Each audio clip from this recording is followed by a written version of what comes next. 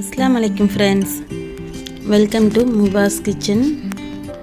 இன்னைக்கு நம்ம பார்க்க போகிறது மஷ்ரூம் 65. நம்ம ரெஸ்டாரண்ட்லாம் சாப்பிடும்போது எவ்வளோ டேஸ்ட்டாக இருக்கோ அதே மாதிரி டேஸ்ட்டில் வீட்டிலே நம்ம எப்படி பண்ணலான்னு வாங்க பார்க்கலாம்.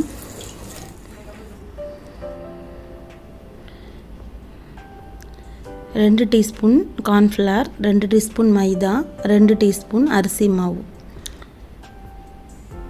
ஒரு 1.5 tablespoon Kashmiri chilli, 1 teaspoon garam masala, ஒரு 1/4 டீஸ்பூன் மாதிரி மஞ்சத்தூள், தேவையான அளவு உப்பு எடுத்திருக்கேன், 1 டீஸ்பூன் இஞ்சி பூண்டு பேஸ்ட்டு, கொஞ்சம் கஸ்தூரி மேத்தி, நம்ம வெந்தயக்கீரை காய வச்சது அதுதான் கஸ்தூரி மேத்தி, பாதி லெமன் ஜூஸ்.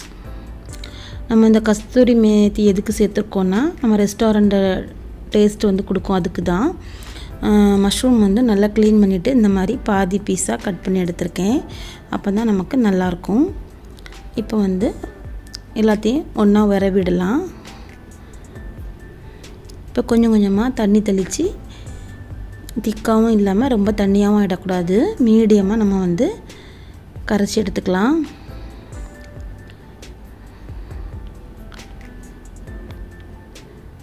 இது கொஞ்சம் திக்காக இருக்குது, கொஞ்சம் தண்ணி சேர்த்துக்கலாம். இந்த மாதிரி இருக்கணும். இப்போ வந்து டேஸ்ட்லாம் எப்படி இருக்குன்னு பார்த்துட்டு எனக்கு கொஞ்சம் உப்பு கம்மியாக இருந்தது, அதனால் சேர்த்துருக்கேன்.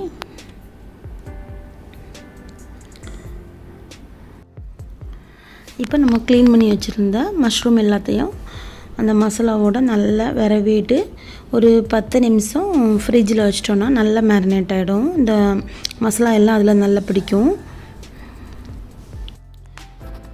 இப்போ வந்து எண்ணெய் ஓரளவுக்கு ஹீட் ஆகிட்டு இப்போ ஒன்று ஒன்றா போட்டுடலாம். பிகினியருக்காக சொல்கிறேன், நமக்கு எண்ணெய் வந்து நல்லா ஹீட்டாக இருக்கணும், ரொம்பவும் ஹீட்டாக இருக்கக்கூடாது, ஓரளவுக்கு இருக்கணும். அப்போ தான் உங்களுக்கு அது போட்ட உடனே நமக்கு வந்து கரெக்டாக இருக்கும். இல்லைனா எண்ணெய்லாம் வந்து நல்லா குடிக்கும். வடையாக இருக்கட்டும், இல்லை வந்து காலிஃப்ளவர் 65 அந்த மாதிரி எதுவாக இருந்தாலும் நம்ம எது எண்ணெயில் பொரிச்சு எடுத்தாலுமே எண்ணெய் வந்து கரெக்டான சூடில் இருக்கணும். அதே மாதிரி நம்ம போட்ட உடனே திருப்பவும் கூடாது. அது வந்து கொஞ்சம் வெந்து நமக்கு அந்த கலர் மாறும், அப்போ தான் திருப்பணும். உடனே திருப்பினாலும் அந்த மசாலா எல்லாம் அதிலேருந்து பிரிஞ்சிரும், எண்ணெயில் அப்படி பிரிஞ்சு வந்துடும், ஒட்டாத மாதிரி வந்துடும். இப்போ பாருங்கள், உங்களுக்கு தெரியும். இப்போ நமக்கு அந்த கலர் வந்து மாறின பிறகு நம்ம திருப்பினோன்னா கரெக்டாக இருக்கும். மஷ்ரூமை பொறுத்த வரைக்கும் நமக்கு சீக்கிரமாக வெந்துடும்.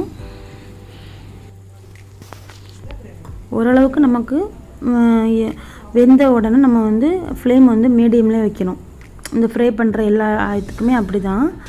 அப்போ உங்களுக்கு வந்து இந்த மாதிரி ஈவனாக இருக்கும் கலர் பார்க்குறதுக்கு, உள்ளே வெந்து நமக்கு வெளியே கிறிஸ்பியாக கிடைக்கும்.